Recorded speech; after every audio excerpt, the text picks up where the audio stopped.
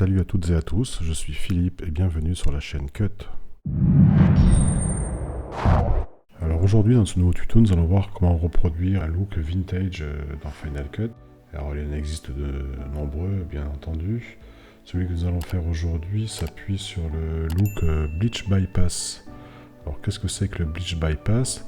C'était un traitement qui était effectué en laboratoire sur les pellicules de film et qui consistait à supprimer l'étape de blanchiment et qui avait pour conséquence de donner à l'image un aspect un peu métallique puisque l'image conservait les particules d'argent. Et nous avons aussi une image qui est assez désaturée avec des contrastes très forts et notamment des lumières assez poussées, des noirs assez profonds et rajouter du grain à l'image. Alors ce traitement sans blanchiment date des années 60 et il a été remis au goût du jour dans les années 90 par le directeur de la photographie Darius Khondji, notamment sur le film Seven de David Fincher, ainsi que le chef opérateur, le directeur de la photo de Spielberg, Janusz Kaminski, et dont le film Il faut sauver le soldat Ryan est un bon exemple, ainsi que le film Minority Report. Tous deux ont des photos très différentes, mais on peut voir que les couleurs sont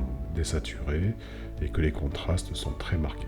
Alors aujourd'hui avec le numérique on peut reproduire ceci plus facilement, bien entendu, et nous irons un peu plus loin en donnant un petit look vintage à notre image. On va essayer de lui donner un petit look un peu 16 mm. Voilà, et c'est parti. Donc je vais partir de ce plan-ci. Alors tout d'abord ce que je peux voir, c'est que là j'ai les hautes lumières qui sont un peu hautes. Si je contrôle avec ma courbe, on voit que effectivement bon. Donc je vais venir corriger ça tout de suite avec des courbes de couleurs.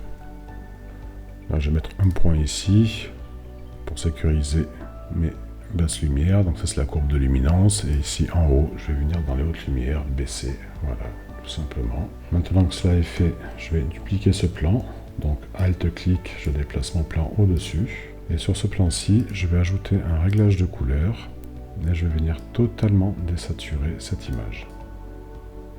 Maintenant ici dans Compositing, je vais venir me mettre en lumière tamisée. On pourrait se mettre en superposition également.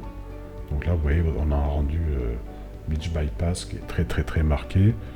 On peut la faire un peu moins fort sur lumière tamisée, c'est un peu plus doux. Même si évidemment, on peut ici régler l'opacité. Mais pour l'instant, moi, je vais rester comme ça.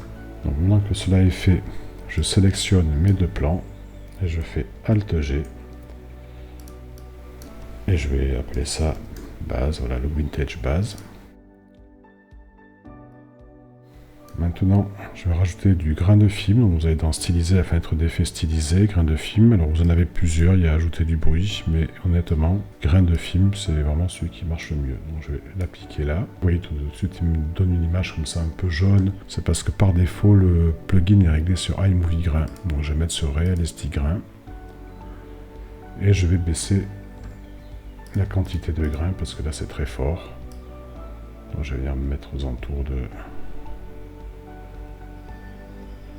Voilà, de 25 à peu près. Je vais maintenant ajouter le filtre film rétro. Alors voilà, alors sur celui-ci, ce que je vais faire, c'est que je vais virer les scratchs, parce que je ne souhaite pas rajouter de rayures. Alors si vous voulez vraiment avoir un effet de film endommagé, vous pouvez rajouter des rayures pellicule, de la poussière, des cheveux, etc. etc. Bon, moi je veux pas de ça, donc je désactive. Et vous voyez ici qu'il y a du grain. Nous on en a déjà mis. Et vous voyez que c'est le même en fait, iMovie Grain, Realistic Grain. Alors pourquoi je ne mets pas celui du film ? Je vais vous montrer en fait. Alors ce que je vais faire par contre, je vais mettre la couleur, là je vais mettre à 0. Et si je zoome, regardez, le grain pourtant à la base c'est le même. Vous avez les mêmes options dans les deux. Et pourtant celui-ci, regardez, il a des couleurs. Même si je réduis, vous voyez que on a du rouge, on a du vert, on a du bleu. Alors que celui que nous avons mis tout à l'heure, vous voyez qu'il est monochrome. Si j'augmente à fond, vous voyez qu'il n'y a pas de couleur comme ça. C'est pour ça que je préfère utiliser celui-ci. Et ça me permet également d'avoir un contrôle indépendant du plugin Film Rétro. Donc là, je vais me le remettre à 25 comme il était. Donc ici, bien entendu, je désactive le grain de ce filtre-là. Je le mets à 0. Ce que je vais faire par contre, c'est que je vais ajouter un petit peu de variance de lumière. Il ne faut pas en mettre beaucoup, parce que tout de suite, regardez, si je monte fort, Voyez ce que ça fait. Bon là, on a une image qui flash. Donc je vais descendre. On va mettre très peu comme ça, pour juste avoir un petit effet de flic.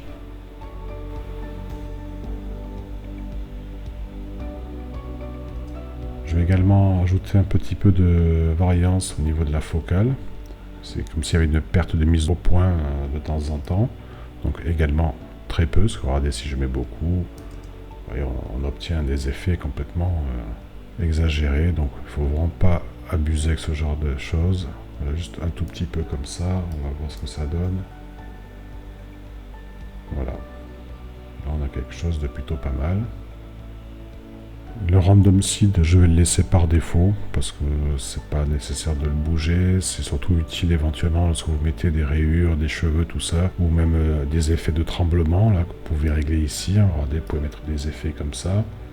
Toujours pareil, faut jamais abuser parce que sinon on a vite des trucs bon, voilà, qui sont irregardables. Et ça va jouer sur donner un effet aléatoire en fait. Donc là, ça ne m'intéresse pas, donc je désactive et je touche pas le random seed. Donc maintenant, ce qu'il me reste à faire, c'est ajouter des courbes de couleurs. Et je souhaite, pour ma part, donner un aspect un peu Super 16 Kodak. On sait que Kodak, ils avaient des couleurs qui tiraient un petit peu dans le jaune, orange, voire un petit peu le rouge. Donc c'est ce que je vais faire ici. Donc au niveau du master, je vais monter un petit peu comme ceci. Dans les orange-rouge, un petit peu comme ça. Je vais monter un petit peu la saturation, mais pas trop. Très légèrement. Voilà, ici aussi au niveau de la teinte, ajouter un petit peu de magenta, très peu. Et un petit peu de jaune au niveau de la température, comme ceci. Alors, vous pouvez évidemment donner l'aspect que vous souhaitez. Si vous voulez aller dans des teintes comme ça, bleues, qui rapprochent plus des émulsions Agfa de l'époque, ou Fuji, les Fujifilm qui étaient plus dans les tons verdâtres comme ceci. Mais bon, pour ma part, moi j'aime bien le Kodak, donc je vais rester sur cette colorimétrie là. Et donc voilà, nous avons là un petit look vintage basé sur l'effet Bleach Bypass. Vous voyez que c'est très rapide à faire. Voilà, je vais m'arrêter là pour aujourd'hui. Si la vidéo vous a plu, comme d'habitude, pensez à la partager, mettez un pouce bleu. Pensez à vous abonner à la chaîne en activant les notifications avec la petite cloche. Et on se retrouve bientôt pour un nouveau tuto. D'ici là, salut!